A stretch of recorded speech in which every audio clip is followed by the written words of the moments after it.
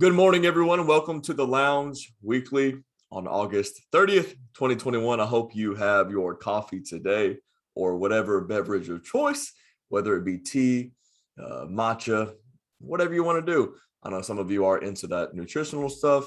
I am too, but my go-to is coffee. So good morning. I'm excited to get into what we're talking about today. We have been in a series of talks regarding conflict resolution. Today, we're going to talk about conflict resolution 301, avoidance and confrontation. Why we avoid the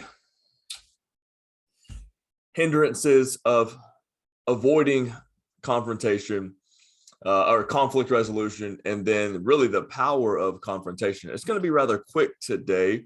I know that leaders know what to do with content, and so I'm just going to give it to you quickly today. So conflict resolution 301, avoidance and confrontation. Conflict resolution, we've been opening up each week with this statement. It is really a definition from Harvard of what conflict resolution is. It is the informal or formal process that two or more parties use to find a peaceful solution to their dispute. The informal or formal process. So whether you catch somebody in the hallway and it's like, hey, what's up? Here's how I feel. I know you didn't mean for me to feel this way, but I think we need to resolve this conflict for the sake of our relationship and for the sake of the organization. Or formally, to where you actually sit down with somebody and you go through some type of a little bit more of an organized process. Either way, the goal is to resolve that conflict. Okay. Conflict avoidance is a person's method of reacting to conflict, which attempts to avoid directly confronting the issue at hand. Have you ever been there before? Are you one that just avoids conflict? And that's what I want to talk about today is the detriment, really a travesty, if we continue to avoid conflict. And there could be many reasons why you do so. We're going to talk about just a few today. Let's continue the definition from Wikipedia. Methods of doing this can include changing the subject. Let's stop right there. Are you one that in the effort, attempt, and endeavor to avoid conflict, you change the subject? I know what this is like. Now, I will say, if you are into the Enneagram at all, I am an 8. No doubt. It's like an 8 and everything else. Basically, the 8 is the challenger. In other words, no problem confronting. Now, a healthy 8 is we don't mind confronting because we know the power of confrontation. That confrontation does not have to be a bad thing. We do it for the sake of the whole, for the state of the whole, for progress, for the greater good. And that's what we're driven by as 8s. But even if you're not an 8, I want to talk about the power of confrontation. But what we cannot do, and even as an 8, I still sometimes lean this way. I want to change the subject because maybe I don't feel like going there, or maybe it is not the right time to confront something, to try to resolve conflict. And that's probably a different thought, a different teaching, that there might be a time and place to do so. If there are other people around, it might make them feel uncomfortable, etc. It might not be any of their business. And so I think just using discernment in the time and place, maybe to resolve said conflict. Just use wisdom there, okay? Because other people around you will feel awkward. If you have to, you can always ask others maybe to exit the room. Of course, not in an awkward way. You just don't want people to feel weird around you. As a leader, that's probably a good thing. That's just probably a good aim to have, is you don't want people feeling weird around you, or not just around you, but around you and somebody else that they assume that you're having beef with, because their perception of that relationship is their reality of that relationship. Okay. So back to the point, changing the subject. Don't do that. Let's not do that. Okay, we don't need to just change the subject. We need to resolve this conflict.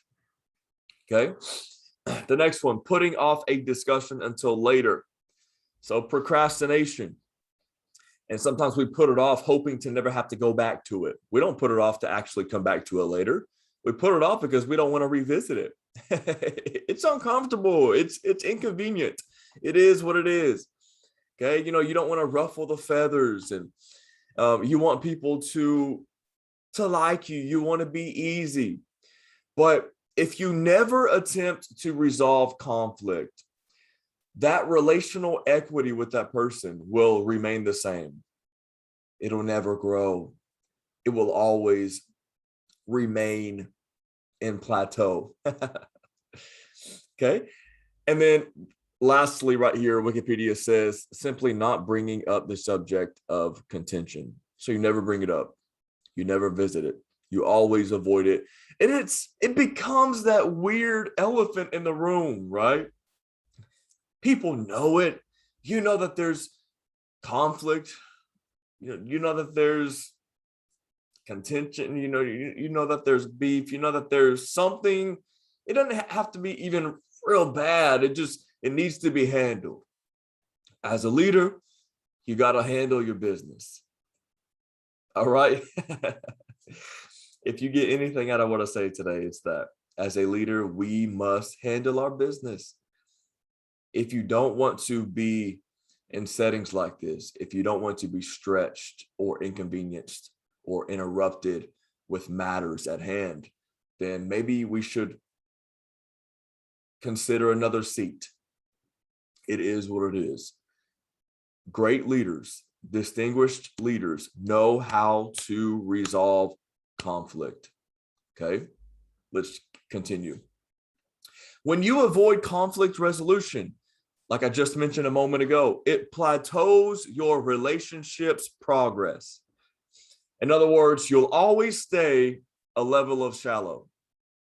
You'll always stay a level, surface level.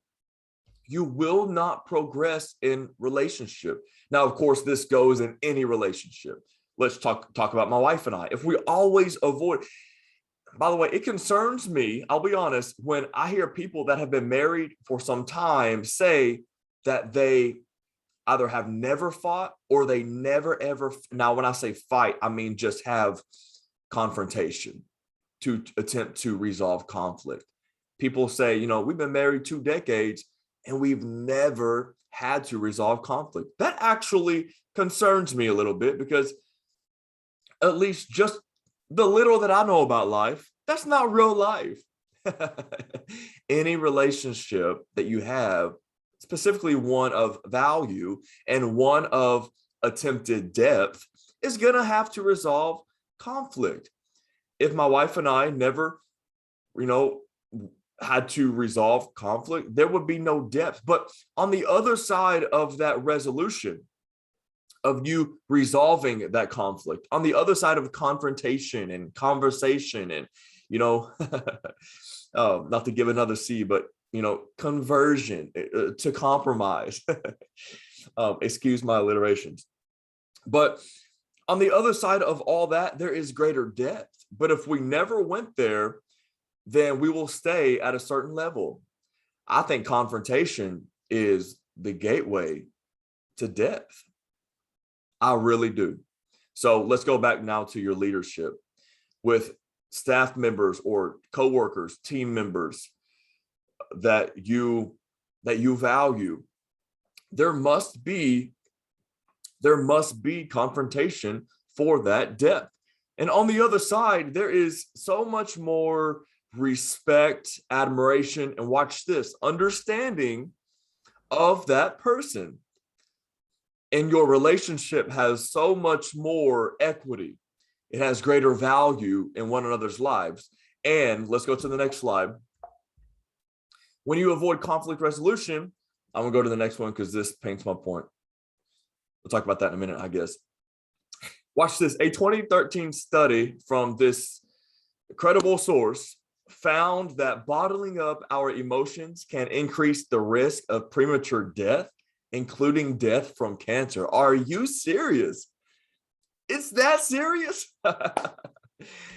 So now we're talking about affecting our health and not just our relationship or the organization's progress, the unit's progress, whether the unit be your team, a project, a friendship, a family, whatever that unit is, whatever that, a source is.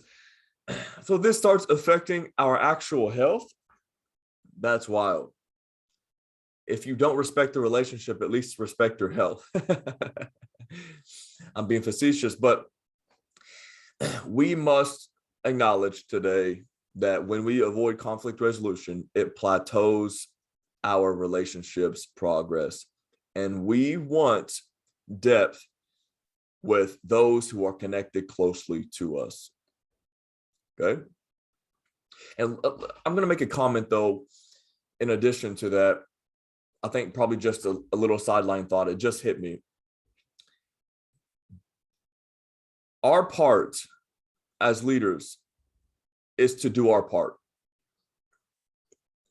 If someone doesn't want the conflict resolved, you can't force resolution. They might be going through something that you have no idea of. The problem is probably not the problem. So that's where we just need to apply empathy and understanding. But you got to just do your part. We got to do our part in the attempt to resolve conflict. But if somebody doesn't want it, that's not on you. That's on them. Now, I found people, I've gone toe to toe with people, and they didn't care to resolve it in the moment because maybe of just emotional immaturity, or maybe they had something going on that day personally that I had no idea of, and they would kind of circle it back, and revisit it again. Come back in my office and be like, you know what, I want to move forward. That had nothing to do with you. So that's why we don't need to just lose our minds on people or build some type of concrete perception of them if they don't want to resolve conflict immediately. But anyways, our part as leaders is to do our part. I think that's a good word all in itself in so many ways. Just leadership right here. Our part is to do our part, period. Okay? You are not responsible of someone else's decisions or lack of. Okay? We just need to do our part. All right. Amen. Conflict resolution necessitates confrontation. We have been talking about this. My wife is one who you couldn't get her confronting nothing. Nobody in the past. She has learned the leadership skill of confrontation, and she does really well at that. I've seen her do it. People 3 times her age, people of status. I'm so impressed by just leader to leader, just watching her, do that in these these quick moments. And she told me last night, we were having a conversation about this. She said, one of the keys, one of my own personal hacks is I confront in the moment. I don't let it go a period of time. She said, it just gets harder. Now, she said, if I have to gather thoughts, etc., maybe gather some more evidence or context regarding a matter, of course, then I will do so. She said, but my personal hack is if I feel it in the moment because something happens, I go for it. And I do these little quick confrontational moments. Okay. But somebody like me, it comes a little more naturally. It doesn't for her, but you can learn how to confront. Okay. Conflict resolution necessitates confrontation. Confrontation does not mean fighting. The moment that most of us hear confrontation, it's because we assume, or the moment we hear it, we assume that it's a bad thing. It does not have to be a bad thing. It's the gateway to progress. It's the gateway to solutions. It's the gateway to depth. You have to confront. You have to bring stuff up. You can't let it go. And what breaks my heart is when people don't confront me on things and I think everything's great. And they're suffering, they're hurting on the inside because of something that I did. And I'm having the thought right now, like we owe it to people to let them know. Now, there might be some things, sure, we got to shake off. There might be some relationships that we don't necessarily need to invest in. But I'm talking right now, co-working relationships, people on your team. Okay, confronting them. It communicates that you show that you have value in that relationship and in the progress of your organization. If somebody confronts me on my team, hey, yo, T, when you did this, I felt this way. I know that wasn't your intention, but nonetheless, I did. Can we find a solution together? I'd be like, oh man, I'm sorry. That was not my intent. Like that was not my aim for this to happen. So when they do that, it shows, specifically if I feel like they're pure in heart with it and they don't have another agenda, which that could be 5-10% of the time in people, or less than that. Hope you work in a healthy organization with healthy leaders, but it communicates to me that they care. That they care about this relationship, and that matters to me.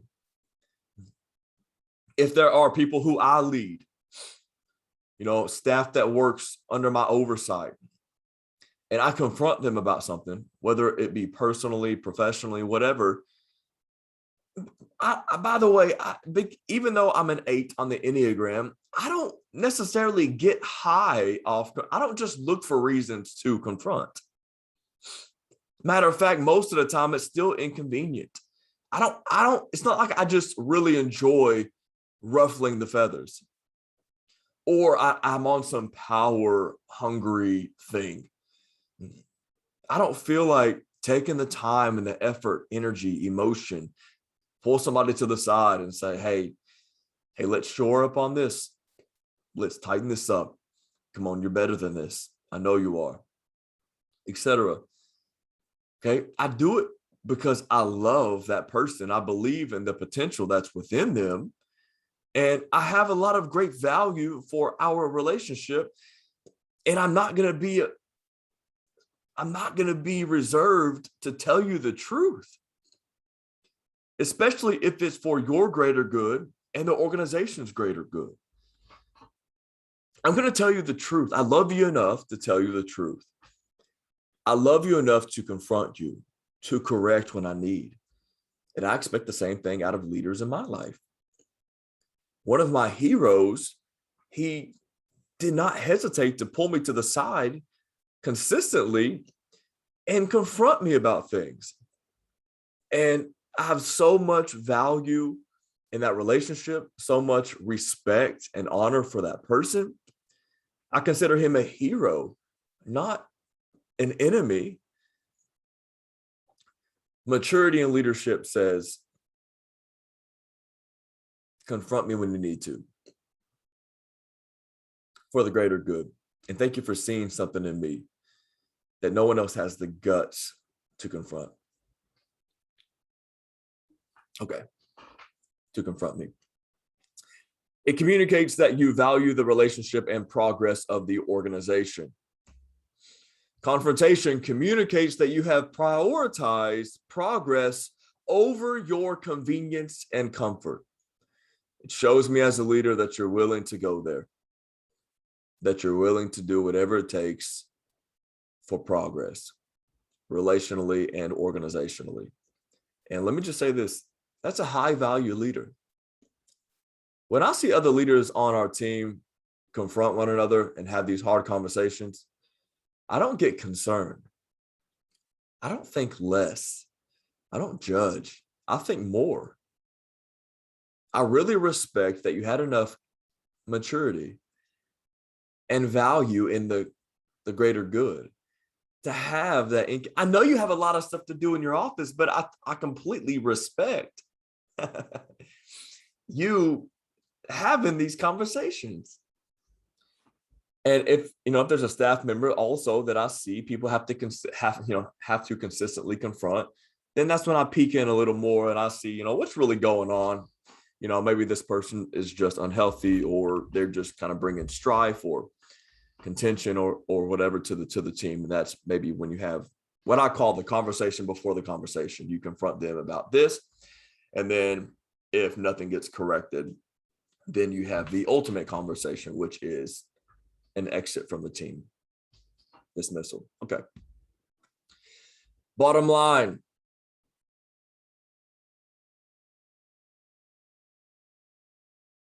you can do this, two things. One of two things. You can confront and offer progress, relational equity, and change, or you avoid and remain as you suffer and in secret. You can confront and offer progress, relational equity, and change, or you can avoid and remain. You stay the same, but I think you actually decline because you suffer in secret, and no one knows what's really inside of you. So confront and progress, or avoid and remain. You have one of two choices as a leader. You can't have both. It's up to you. You decide. Do you want change, or do you want to remain? All right. I know this was a general overview of avoidance and confrontation. What hard conversation have you been avoiding?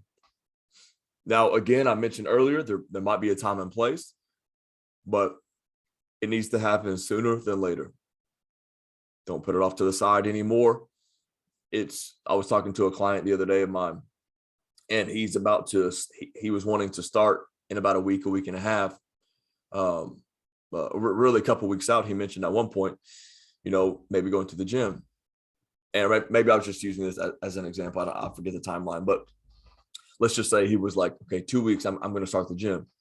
I told him, I said, there's not going to be any difference between you choosing to go in 2 days or in 2 weeks. But I will say, the sooner the better.